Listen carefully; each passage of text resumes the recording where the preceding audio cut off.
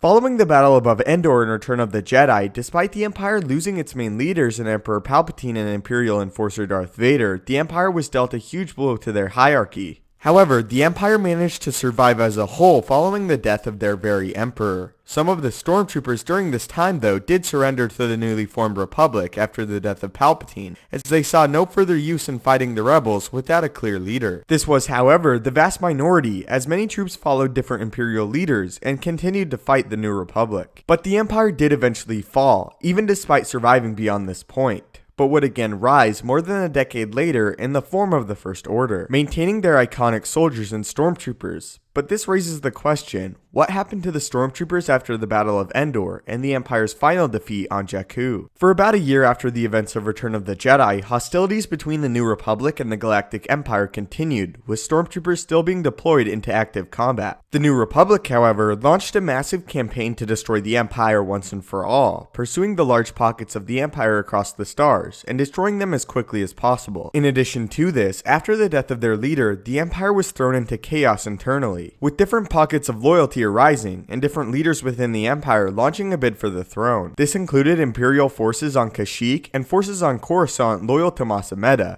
as well as what could be considered the true Empire loyal to Gallius Rax. Rax had previously been deemed the leader of the Empire prior to Palpatine's death by the Dark Lord himself. In the next year, Rax would order his forces to gather on the desert planet of Jakku for what he claimed to be a final glorious battle against the New Republic. However, the New Republic learned of this plot and emerged out of hyperspace to combat Rax before the Empire was fully prepared. Still in for a massive battle, the Empire and its Stormtroopers engaged the New Republic fleet above Jakku. Meanwhile, after being captured, Mas Amedda escaped and secretly reached out to Mon Mothma for a peace and surrender treaty on behalf of the Empire. Agreeing to the terms of surrender, the Imperial forces not battling on Jakku were demilitarized, with all officers being deemed war criminals, but all Stormtroopers and non-militarized members such as Amedda pardoned of their crimes. Back on Jakku, after discovering a sinister plot to destroy both the Empire and the New Republic, Rax's men turned on him, eventually killing him. Following this, the New Republic successfully defeated the Imperial holdout on Jakku, despite significant loss. Seeing this as a final defeat, many of the Stormtroopers threw down their weapons and were taken into custody by the New Republic.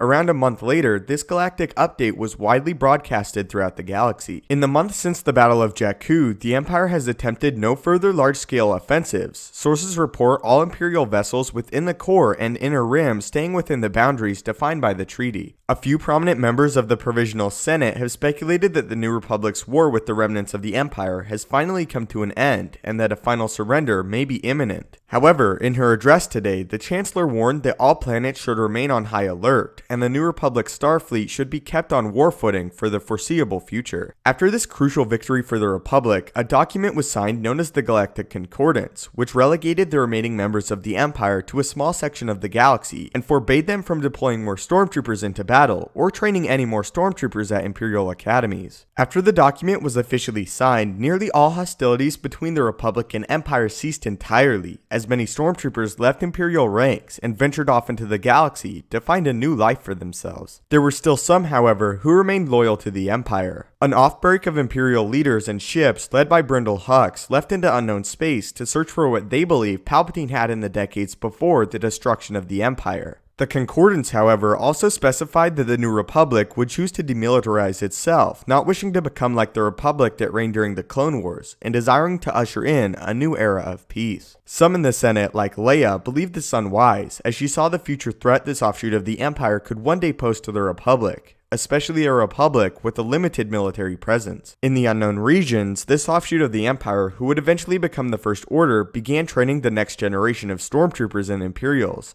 later coming into contact with the dark being that resided in the unknown space. The First Order then received orders to kidnap children from planets in the unknown regions to be trained as First Order Stormtroopers in the next generation. Much like the Jedi had in decades prior, First Order Stormtroopers were trained from birth to be loyal to nothing but the First Order, and almost being brainwashed to their harsh ways. Because of this new generation of Stormtroopers were far more dangerous than previously, as the Empire's mentality prior to their defeat was simply to have as many active troops as possible, giving some extremely limited training. As a result of being trained from such a young age, made this generation far more ruthless and loyal to the goals of the First Order than had previously. The First Order troopers, however, did not have anywhere near the numbers the Stormtroopers had during the height of the Galactic Empire. The First Order troops were also given more high-tech armor than that of the past, as each trooper individually carried more firepower than before, with lighter and more durable armor. Again though, only a fraction of the Stormtroopers left alive after Jakku followed their leaders into unknown space, as most of them totally surrendered to the New Republic, and simply due to the vast number of troops were set free into the galaxy, while the Imperial officers were not so lucky and still were considered war criminals. So that is what happened to the Stormtroopers after Return of the Jedi, and after the Empire fell. The reality is, most of them are set free, while only a small section of the Stormtrooper ranks would aid the next generation of troopers with the First Order, as the vast majority of the Empire within the known galaxy became a total non-threat after the Concordance was signed, and all military activity ceased. So what is your opinion on the canon explanation for what happened to the Stormtrooper corps after Return of the Jedi? Do you like this explanation or not? And as a big question, who do you think would win in an all-out fight between the original Empire Stormtroopers versus the First Orders? If you would like to join me in the daily Star Wars discussion and debates, follow me on Twitter at StupendousWave. Link will be in the description. If you enjoyed this video and feel it deserves it, it would really help me out if you could leave a like. If you haven't already, consider subscribing to the YouTube channel to keep up to date with everything Star Wars related, from news, explanations, and theories from a galaxy far, far away.